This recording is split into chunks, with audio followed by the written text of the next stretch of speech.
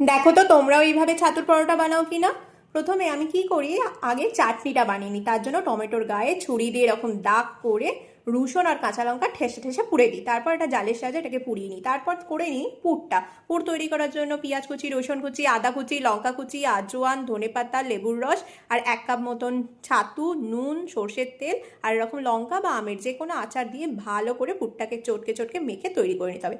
এরপর আবারও চলে আসতে হবে চাটনিটা তৈরি করার জন্য টমেটোর খোসাগুলোকে ছাড়িয়ে ভালো করে চটকে ওপর থেকে একটু লেবুর রস, নুন, সর্ষের তেল দিয়ে মেখে রেখে দিতে হবে। এরপর একটা ছোট করে রুটি বেলে নিতে হবে। রুটির ওপর থেকে পুরটাকে দিয়ে এরকম কুচি কুচি কুচি কুচি কুচি কুচি করে নিতে হবে। তারপরে ভালো করে থাবড়ে থুবড়ে ভালো করে গোল করে নিয়ে বেলে নিয়ে আগে শুকনো কড়াইয়ের মধ্যে বা শুকনো প্যানে এপিটোপিট করে নিতে হবে। দিয়ে ওপর থেকে দিয়ে দিতে হবে একটু ঘিয়ের ছিটে দিয়ে এপিটোপিট করে নিয়ে গরম গরম খেয়ে নিতে হবে।